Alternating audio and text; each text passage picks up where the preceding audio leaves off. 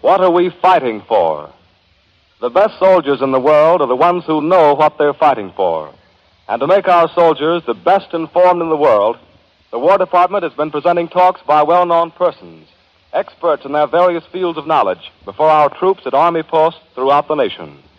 Each Thursday at this time, the Columbia Network picks up one of these talks at some Army post and broadcasts it to troops elsewhere in America and also by short wave to our men overseas. Tonight, we're with the officers and men of Mitchell Field, Long Island. To introduce our speaker of the evening, we present the commanding officer of the post, Colonel Douglas Johnston. Colonel Johnston.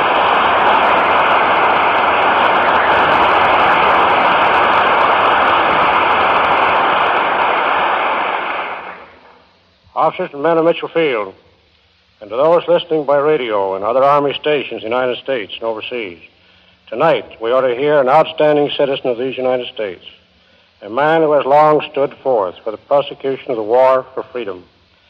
He is well known as the publisher of the Louisville Courier-Journal, conductor of the column, What Are We Fighting For? And as president of New York's Freedom House, his topic tonight is indeed fitting. What We Fight For, Mr. Herbert Agar.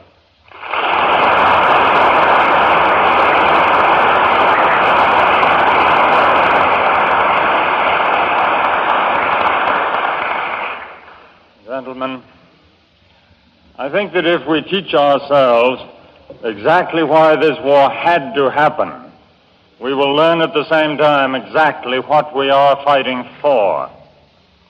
We are not in this war merely because we were attacked at Pearl Harbor or because Germany declared war on us a few days later. Pearl Harbor was the last of a series of events, all of which had to happen, and all of which proved to us that war was being waged against us as well as against the rest of the decent people in the world. Remember that early in 1941, the American people, through their representatives, adopted overwhelmingly the Lease Land Bill. This was a bill to put us into an undeclared war against Germany. There were a good many politicians in the country at the time who didn't want to admit that fact. But the American people luckily knew what they were doing and knew that they were moving into an undeclared war against Germany. And from that time on, we were spending our money to defeat the Axis in Europe, using our shipyards to repair their war vessels. The war vessels are the enemies of the Axis in Europe, and in general doing all that we could do short of shooting.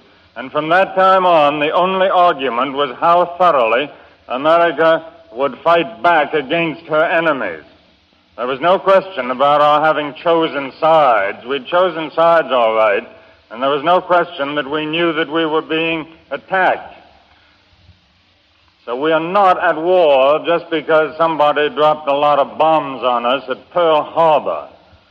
The Axis was doing its best to drag us down long before Pearl Harbor, and we were doing a lot of harm to the Axis long before Pearl Harbor.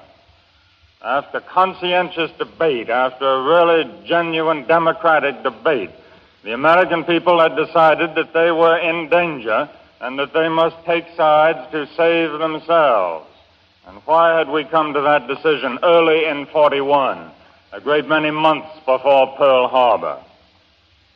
I suggest that the answer is this.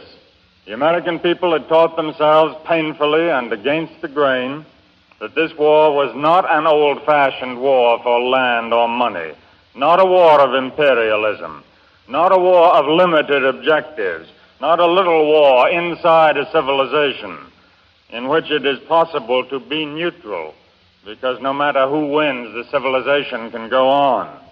We had taught ourselves, and I think we have a right to feel that we did a good job in teaching ourselves, that this was a war of unlimited objectives, a war of neck or nothing, a war against civilization itself, a war in which nobody can be a neutral because the fate of all people everywhere is being decided.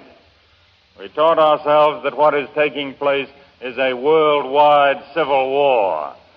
And people who want to be neutral in a worldwide civil war aren't any too bright, because all they're doing is handing over their fate to somebody else to decide whether or not they are to have a chance to have a future. The war, I suggest, gentlemen, is the military phase of this worldwide revolt against civilization.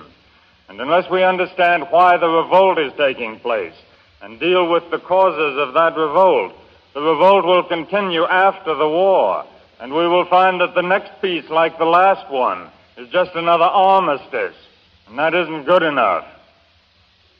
What do I mean by civilization when I say we've got a worldwide revolt against civilization? What is it that our enemies are revolting against? Civilization, I suggest to you, means a set of rules that people for the most part obey, rules that you and I make and live up to. It means promises that you and I make to one another as members of a community, and that for the most part we keep. It means institutions and self-discipline that you and I impose upon each other. These disciplines and these rules and these customs have grown up. We create them out of our national history in order to bring out what is best in man and to suppress what is worst in man. And above all, civilization means some kind of an affirmation about the meaning of life, why we are on this strange and tragic globe that we all inhabit. The meaning of life, an affirmation about it, which most of us accept. If the civilization is to be any good, that affirmation has to be good. And in the case of our Western civilization, it is good. The affirmation is that all men are created equal in the eyes of God, that all men have something of the divine spark in them, and that this thing which we have in common, all of us, is far more important than anything which separates man from his neighbor. This is the affirmation on which our world rests.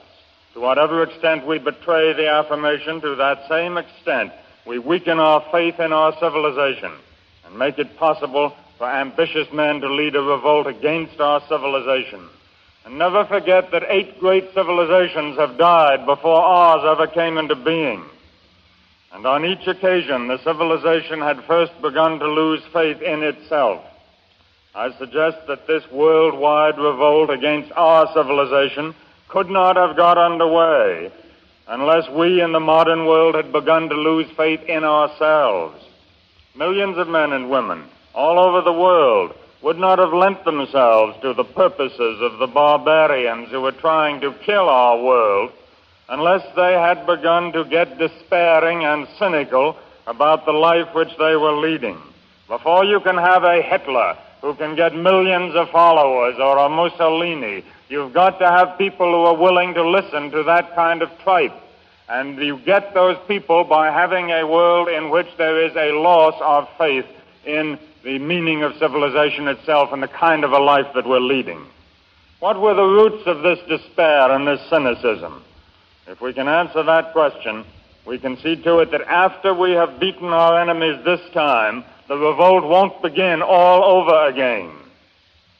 Let me give a few illustrations of the way in which we here in our country have helped to breed this cynicism which has done so much to ruin our world. I choose illustrations from our life in America, first because I think that we ought to be more interested in our sins than in the sins of our neighbors, and second because I know that our sins are more important than the sins of anybody else, because we are more important, not because we're better, but because Providence gave us the natural resources. Providence gave us the great tradition which made our country the hope of the human race and the most important country. And the same Providence that gave us that good luck gave us the immense burden of having to carry the hopes of mankind, of having to live better than other people. Because if we don't, the whole human race becomes cynical and hopeless. And when that happens, civilization declines.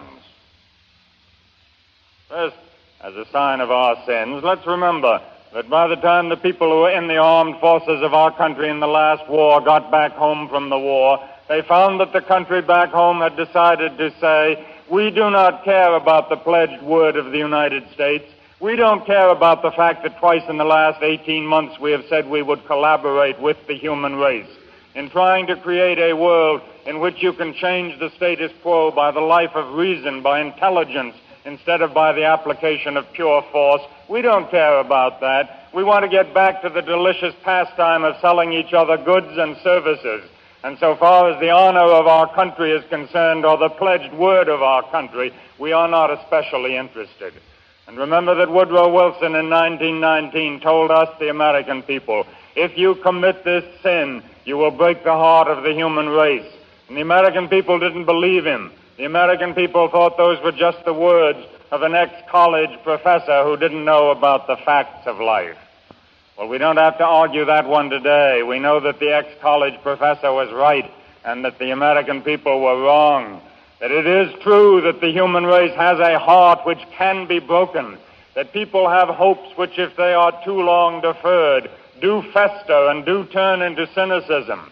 We know that now. It's a pity we didn't know it in 1919 and 1920. Let me give you another illustration of the way in which this thing has happened. In 1920, at the Republican National Convention, Senator Penrose was asked, what is a good thing with which to fight? What is a good word with which to fight this coming campaign? And he said the word Americanism, I think, is a good one. And somebody asked him, what does Americanism mean? And Senator Penrose of Pennsylvania said, I'm damned if I know what it means, but I know it means a lot of votes. Here was a man who had been sent back 5 times to the Senate of the United States. Here is a man who was carrying one of the greatest traditions that any people have ever inherited. And he was cynical and he was stupid, and he thought it was smart to say he was damned if he knew what Americanism meant, what the greatest of human traditions meant, and that all he knew it meant was a lot of votes. That is not the way to keep people together, believing in the promises they make to one another, believing in their rules, believing in their institutions. Out of that kind of action on our part, I could give you plenty of other illustrations, as you know, and I could give you endless illustrations on the part of other nations than our nations who were being as bad as we were or much worse.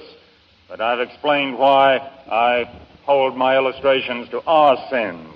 Out of that kind of action on our part and on the part of other peoples, there came this growth of cynicism and nihilism, which made it possible for the barbarian to come back to earth.